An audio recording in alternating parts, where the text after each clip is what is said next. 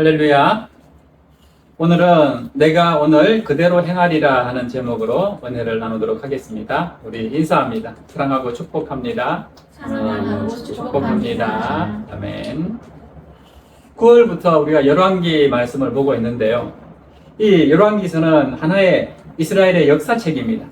이스라엘의 왕정 국가가 형성되는 과정과 또 이 왕정 국가로서 이스라엘의 흥망성쇠를 기록하고 있는 책이 이 열왕기서입니다. 이스라엘이 하나의 왕정 국가로서 이 기틀을 마련하는 데는 다윗이 아주 결정적인 역할을 했습니다. 초대왕 사울의 뒤를 이어서 다윗이 왕이 되었는데요. 7년 동안은 유다의 왕으로서 통치를 했고 이어서 33년 동안을 전체 이스라엘의 왕으로서 다스렸습니다. 성공적으로 정복 사업도 완수를 하게 되고 국가의 기틀을 이 다윗 때에 완전하게 확립을 함으로써 이 다윗 통치 기간에 백성들은 아주 태평 성대를 이루었던 시기였습니다. 그리고 다윗은 하나님의 특별한 축복을 받아가지고 다윗의 왕위가 계속해서 이어질 수 있도록 하나님께서 축복해 주셨습니다. 그래서 아들 솔로몬이 왕이 되고 또 그 아들의 아들들이 계속해서 왕이 되는 그런 복을 누리게 되었습니다. 그래서 다윗의 이 왕조가 무려 400년 동안이나 계속 지속되는 그런 축복을 받게 된 것입니다. 열왕기는 바로 이 400년간의 다윗 왕조에 대한 역사 이야기입니다. 물론 분열 왕국 시대의 북이스라엘의 역사도 포함되기는 합니다. 아무튼 이 다윗 왕조에 대한 그런 역사 이야기가 중심이다 보니까 오늘 열왕기서 1장은 다윗 인생 말년의 이야기로부터 시작이 됩니다. 우리가 오늘 아침에 봤지만은 열왕기상 1장 1절을 보시면은 다윗이 나이 많아 늙으니 이불을 덮어도 따뜻하지 아니한지라 라고 했습니다. 다윗이 당시 나이가 벌써 70 할아버지가 되었습니다. 골리앗과 싸웠던 그 소년 시대의 용맹함도 다 이제는 잃어버렸습니다. 그리고 사울 왕이 자기를 죽이려고 그렇게 추격하고 도망치던 그 당시의 담대함도 다 잃어버렸습니다. 그리고 작년 시절에 주변 나라들과 전쟁하면서 그렇게 용감하게 싸웠던 그런 용맹함도 이제는 찾아볼 수가 없습니다. 그것을 열왕기서 기자는 1장에서 이불을 덮어도 따뜻하지 아니한지라 하는 말씀으로 다윗의 현재 몸 상태를 이야기해 주고 있습니다. 이제 다윗도 역사의 무대 뒤편으로 사라질 나이가 된 것입니다. 그리고 자신의 왕위를 이제 새로운 왕자 솔로몬에게 넘겨줘야 될 때가 온 것이죠. 오늘 본문 1장은 그래서 다윗의 왕위 승계에 얽힌 이런 사건들을 다루고 있는데요. 오늘 우리는 본문 말씀을 통해서 다윗이 실수한 것이 무엇이고 다윗이 또 잘해서 우리가 본받아야 될 것은 무엇인가 하는 관점에서 오늘 말씀을 보기를 원합니다. 먼저 다윗이 실수한 것부터 우리가 보려고 하는데요. 다윗이 가장 실수한 게 뭐였냐 하면은 나이가 70이어서 이제 이불을 덮어도 따뜻해지지 않는 그런 몸 상태가 되었음에도 불구하고요. 자신의 왕위를 다음 그 왕자에게 넘겨줄 만한 그런 그 왕위 승계에 대한 절차를 전혀 생각하지 않고 있었다는 것입니다. 그러다 보니까 자연히 왕자들 간에 내가 이번에 왕이 될까 하는 권력 투쟁이 생기지 않을 수가 없었던 것이죠. 그 기회를 틈타가지고 가장 먼저 반역을 도모했던 인물이 누구였냐 하면은 1장에 나오는 아도니아였습니다. 압살롬이 먼저 반란을 일으켰다가 죽게 되었잖아요. 그리고 이 압살롬의 동생이 아도니아였습니다.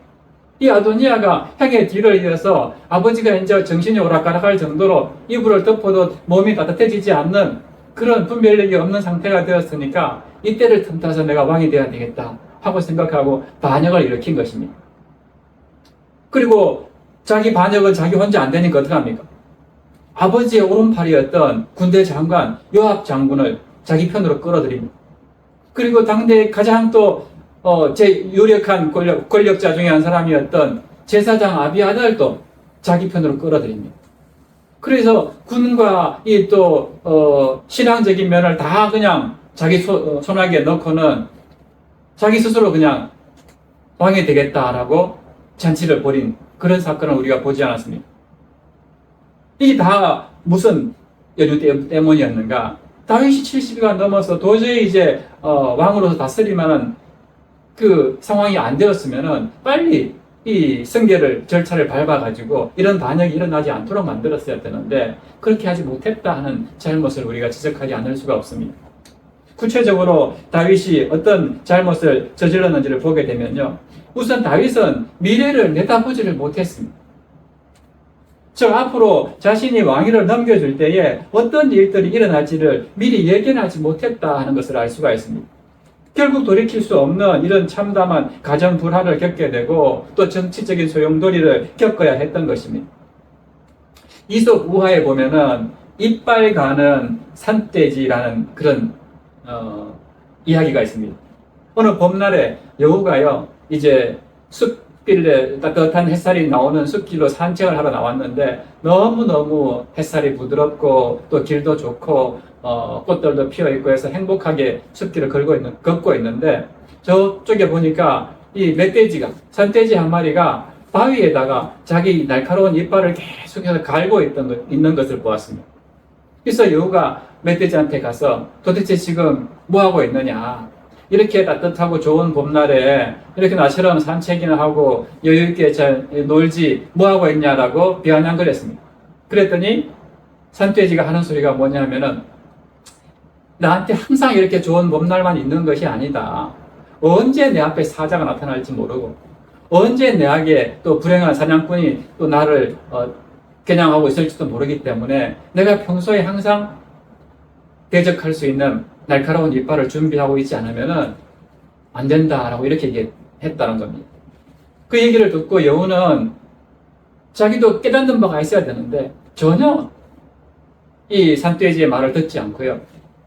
정말 어리석다. 왜 그렇게 이런 좋은 세월을 누리지 못하고 그렇게 살고 있느냐 하면서 지나갔다 하는 그런 이야기가 있습니다. 뭐 짐작하는 바가 다 있겠지만은 무엇으로 의미하겠습니까? 누구에게나 좋은 시절이 있고 또 안 좋은 시절이 찾아오는데 항상 우리가 좋은 것만 대비하고 좋은 시절만 생각하고 살아서는 안 된다는 거 아닙니까?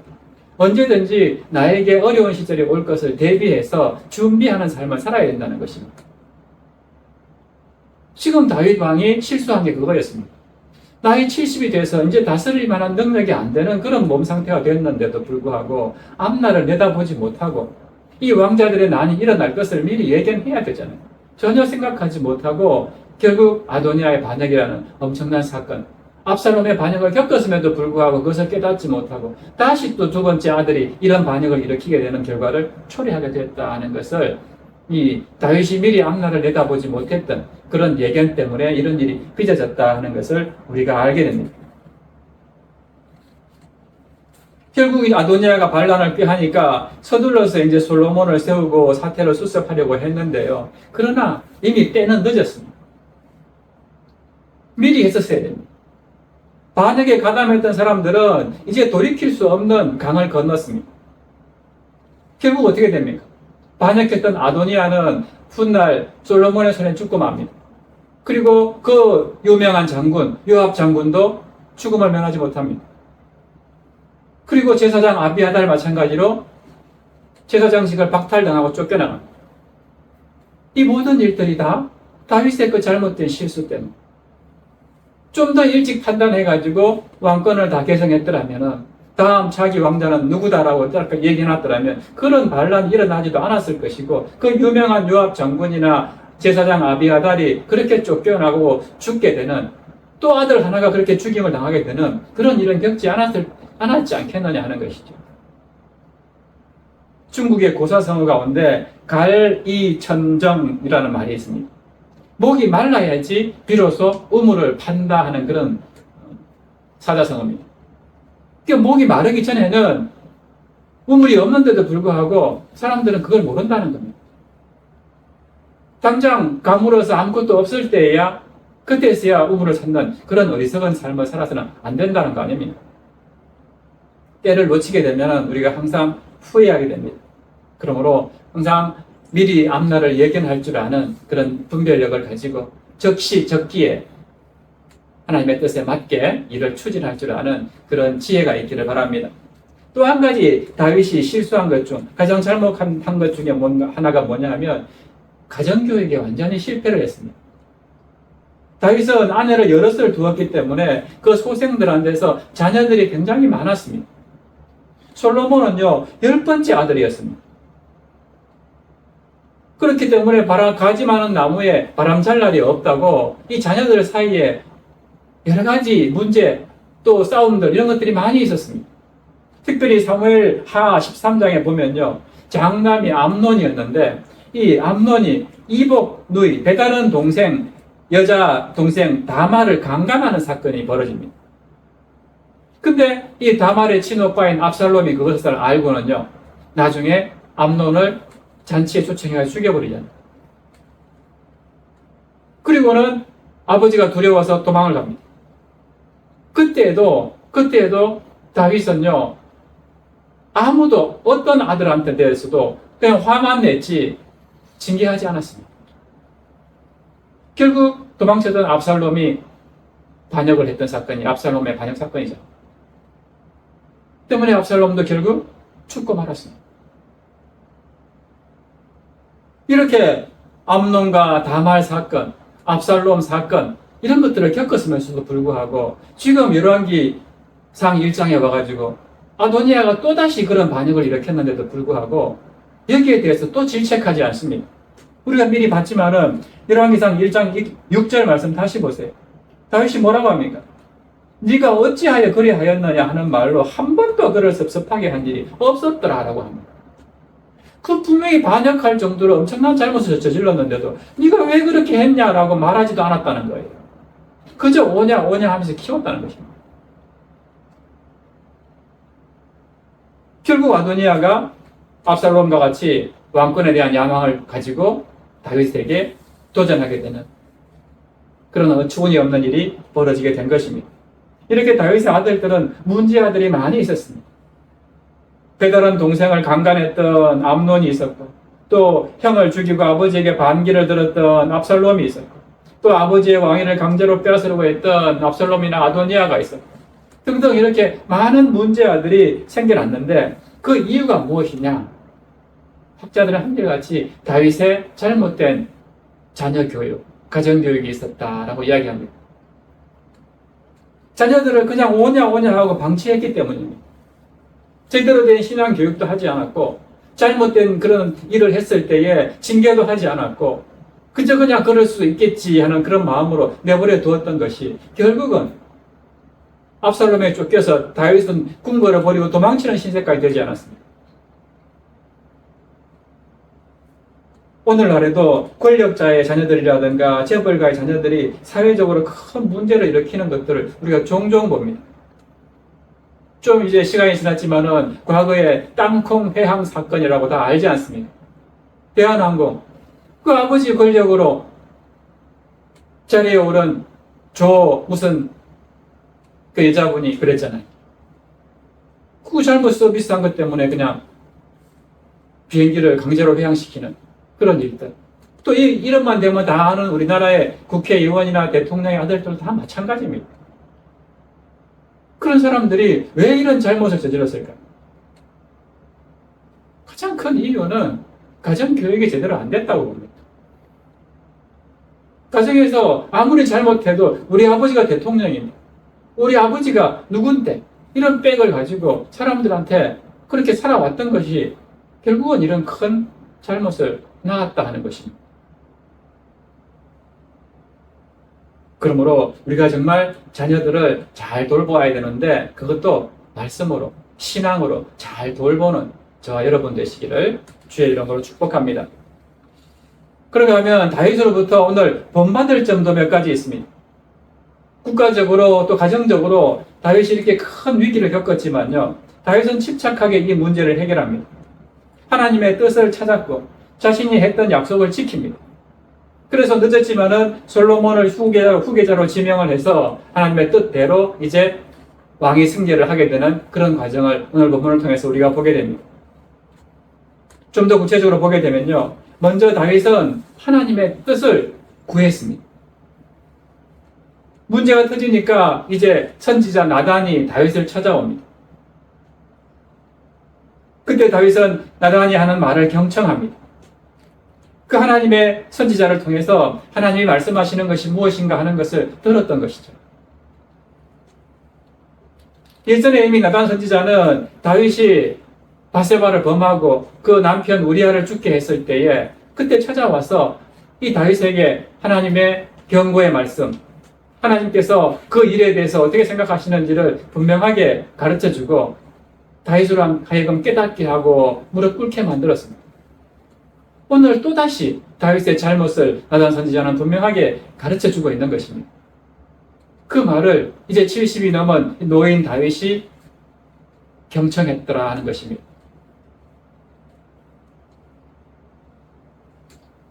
나단은 다윗에게 하나님의 뜻을 전했는데요. 27절에 보면 이렇게 말씀합니다.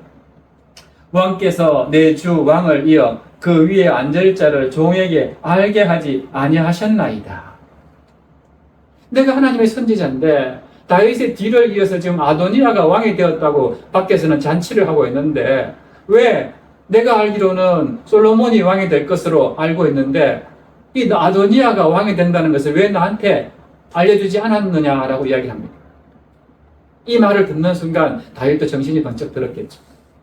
자기도 분명히 솔로몬이 왕이 될 것으로 알고 있었는데 무슨 일인가? 그래서 나단의 말을 하나님이 주시는 음성으로 듣게 된 것입니다. 그래서 다윗에게 사무엘하 12장 24절과 25절 말씀을 기억나게 했습니다. 그 말씀에 보면 어떤 내용인가 하면요. 다윗과 바세바 사이에서 하나님이 솔로몬을 낳게 하고 하나님의 이 종인 나단을 보내가지고 그 이름을 여디디아라 하라라고 말씀해 주시는 장면이 나옵니다. 이 여디디아라는 뜻이 바로 여호와께 사랑을 입은 자다 하는 그런 뜻입니다. 그리고 역대상 22장에 가면은 이 하나님께서 솔로몬을 왕이 되게 할 것이라고 다윗의 뒤를 이어서 왕이 되게 할 것이라는 말씀을 하고 있습니다. 역대상 22장 9절과 10절 보세요. 보라, 한 아들이 내게서 나리니 그는 온순한 사람이라. 내가 그로 주변 모든 대적에게서 평온을 얻게 하리라. 그의 이름을 솔로몬이라 하리니 이는 내가 그의 생전에 평안과 안일함을 이스라엘에게 줄 것임이니라. 그가 내 이름을 위하여 성전을 건축할지라. 그는 내 아들이 되고 나는 그의 아버지가 되어 그 나라 왕위를 이스라엘 위에 굳게 세워 영원까지 이르게 하리라 하셨나니. 이제 다윗의 왕위를 솔로몬에게 주어서 솔로몬이 다윗의 뒤를 이어서 통치를 하도록 하겠다라고 하나님이 이미 말씀을 하셨습니다. 다윗은 이 나단의 말을 듣고 하나님의 뜻이 무엇이었던가 하는 것을 이제 기억하게 된 것입니다. 내가 너무 지체했구나 하는 것을 깨닫게 된 것이죠. 그래서 바로 이런 사건을 수습하게 되는 것을 보게 됩니다. 프랑스의 철학자인 파스칼은 인간을 세 종류로 구분을 했습니다. 하나는 하나님을 알고 하나님의 뜻을 구하는 사람입니다. 두 번째는 하나님을 알지만은 하나님의 뜻은 구하지 않는 사람이다. 세 번째는 하나님도 모르고 하나님의 뜻도 구하지 않는 그런 불신자들입니다. 우리는 가장 먼저 하나님을 아는 것이 중요합니다. 하나님을 알고 믿는 자들을 유신론자다라고 이야기하죠. 근데 알지도 못하고 믿지도 않으면은 그건 무신론자죠. 근데 우리는 이미 하나님을 알았습니다. 우리에게 있어서 그 다음에 중요한 건 뭐냐면 하나님의 뜻을 구하는 사람이 되어야 되는 것입니다. 하나님을 머리로는 아는데 우리의 삶으로는 하나님을 전혀 구하지 않는다면은 아무리 유신론자 하더라도 그는 무신론자와 다를 바 없는 삶을 살게 됩니다. 다윗처럼 하나님의 뜻을 구해야 됩니다. 어떤 새로운 일을 계획하든지 어떤 결단을 하든지 늘 하나님의 뜻 안에서 계획하고 하나님의 뜻 안에서 결단하는 우리 모두가 되기를 바랍니다. 그것이 가장 안전한 방법입니다. 그 다음으로 다윗은요 또 사람과의 약속도 지켰습니다. 자기에게 찾아온 바세바에게 이렇게 말합니다. 30절 보세요. 내가 이전에 이스라엘의 하나님 여호와를 가리켜 내게 맹세하여 이르기를 내 아들 솔로몬이 반드시 나를 이어 왕이 되고 나를 대신하여 내 왕위에 앉으리라 하였으니 내가 오늘 그대로 행하리라. 아멘. 전에 하나님의 말씀대로 이 바세바의 아들 솔로몬을 내가 왕이 되게 하겠다라고 이 바세바 앞에서도 다윗이 맹세했다는 거예요. 그게 지금 생각난다는 것입니다. 내가 어떻게 하나님의 이름을 걸고 당신 앞에 맹세한 것을 지키지 않겠느냐라고 이야기합니다. 하나님을 신실하게 믿는 사람은요, 사람과의 약속도 굉장히 소중하게 생각해야 됩니다. 하나님의 이름을 걸고 특별히 내가 이 일을 하겠다라고 해놓고 그 일을 행하지 않으면은 결국 그걸 하지 않았을 때 누가 욕먹겠습니까? 하나님의 이름을 걸었기 때문에 당신이 믿는 하나님은 그것밖에 안 되는구나. 하나님의 이름을 욕먹게 만듭니다. 그렇기 때문에 다윗은 내가 하나님의 이름으로 당신께 맹세했는데 그 약속을 내가 반드시 지킬 것이다. 그래서 마지막에 보면 뭐라 합니까? 오늘 설교 제목도 그건데 내가 오늘 그대로 행하리라.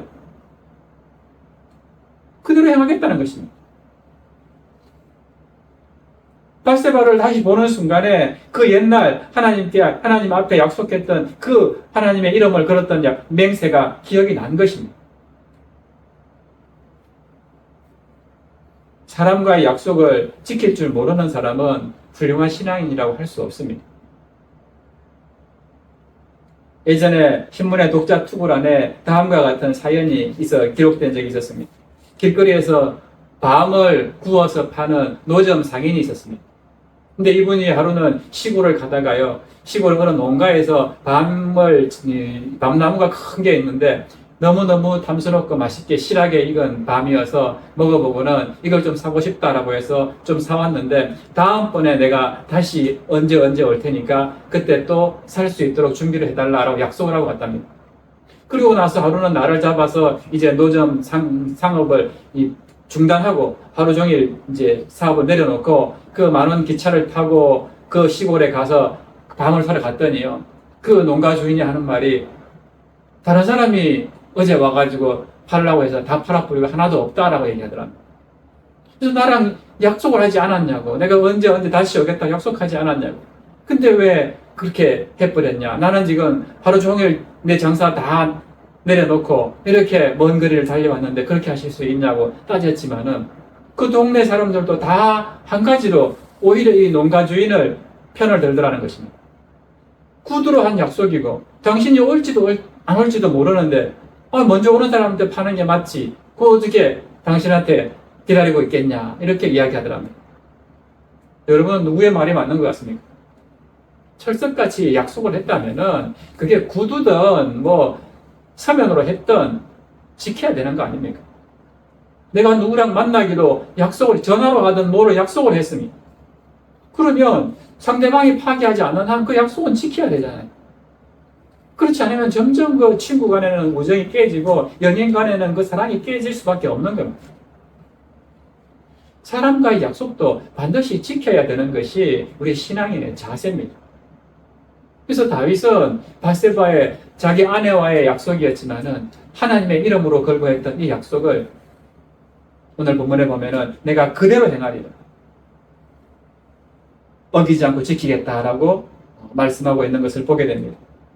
그런가 하면요, 또 한 가지 다윗이 우리에게 가르쳐주는 이 본받을 점은 그 하나님의 뜻을 깨달은 즉시 다윗이 어떻게 했냐면은 그 말씀에 순종했다라 하는 것입니다. 지체하지 않았다는 거예요.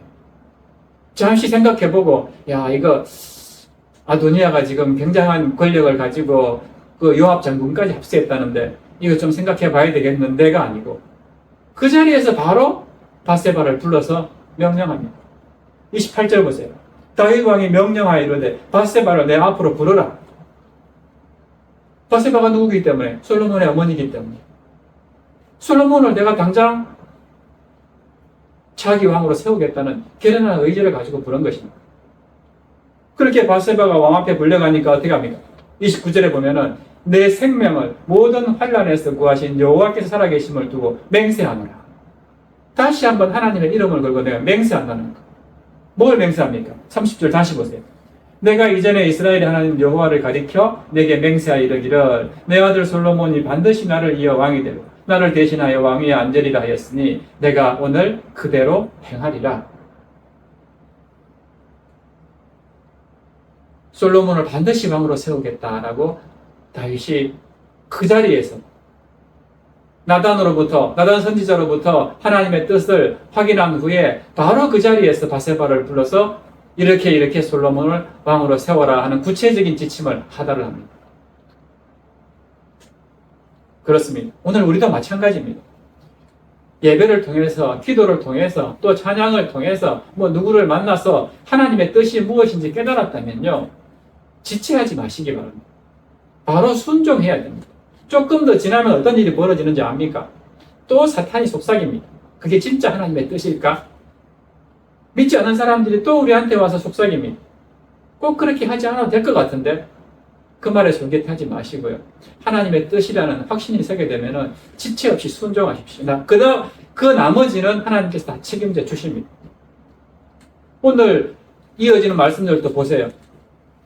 다윗이 그렇게 솔로몬을 이제 왕으로 세워가지고 솔로몬 왕이여 만세수를 하소서 하고 사람들이 이제 합창을 하면서 올라오게 되는 절차를 밟으라고 하는데 그 다음에 이어지는 단락 말씀 보면요. 하나님이 그대로 행하게 해주십니다. 솔로몬이 그대로 아무 문제 없이 왕이 되도록 만들어줍니다. 이미 자기들끼리 세력을 얻어서 왕이 되었던 아도니아가 한판 싸우는 것도 아닙니다. 아도니아 세력들이 뿔뿔이 다 흩어지게 만들어버립니다. 다 망쳐버리고요. 아도니아는 나중에 보면 알겠지만은 성전에 가서 살려달라고 제단 뿔을 잡고 벌벌 떨면서 그렇게 솔로몬한테 제발 나를 살려달라고 막 얘기해달라고 이런 장면을 기록하고 있습니다. 그만큼 하나님의 뜻대로 행할 때에 하나님은 그 모든 것을 책임지시고 그대로 이루어지도록 해주신다는 것을 믿으시기를 바랍니다. 말씀을 정리합니다. 오늘 우리는 다윗의 실수와 또 잘한 점을 본받아서 반면 교사로 삼기를 원합니다. 아도니아의 반역 사건이 일어난 것, 이것은 전적으로 다윗의 잘못이었습니다. 이불을 덮어도 따뜻하지 않을 정도의 그렇게 기력이 없는 상황이 되었고 영적인 분별력도 없어서 아도니아가 반역을 했는지 안 했는지도 모르는 상태가 되었다면 그 전에 미리 예견을 해서 이런 왕위 계승 절차를 다 밟았어야 됨에도 불구하고 다윗이 그렇게 하지 않았다 하는 것입니다. 그리고 자녀들이 그 전에 이미 암논과 다말 사건을 비롯해서 압살롬 사건 등등 많은 문제가 있었음에도 불구하고 이 아도니아 반역이 일어날 때까지 또 자녀들에 대해서 아무런 교육을 제대로 시키지 않았다는 것입니다. 네가 어찌해서 이런 일을 했느냐라고 그 마음을 섭섭하게 한 일도 한 번도 없었다 할 정도로 이렇게 다윗은 자녀 교육에 대해서 너무나도 방치하고 있었다는 것을 보게 됩니다.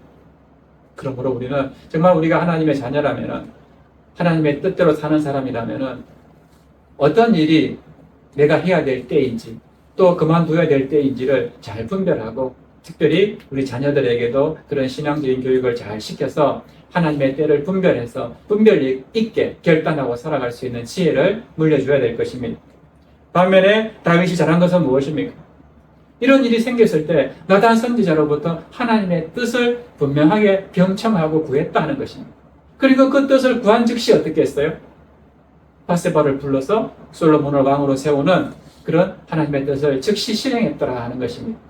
결국 하나님의 뜻을 구하고 하나님의 뜻대로 일을 진행시켰을 때에 하나님은 그 모든 것들이 순리대로 잘 이루어질 수 있도록 그렇게 역사하셨다 하는 것을 보게 됩니다.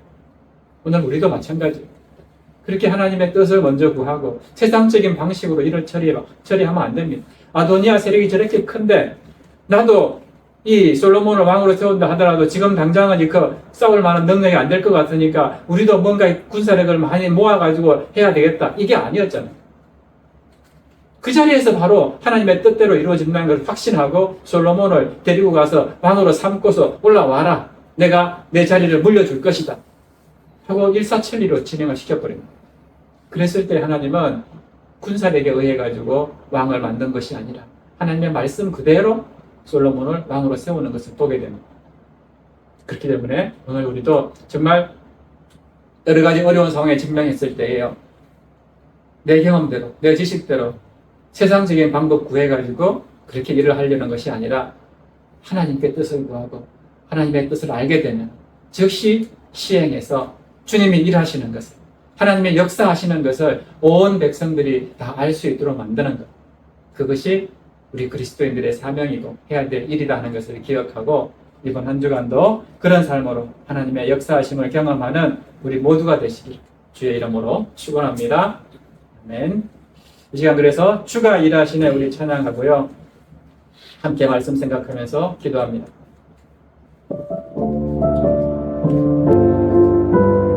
우리 후렴부터 합니다. 주가 일하시네 주가 일하시네 주께 맡기지 않는 자에게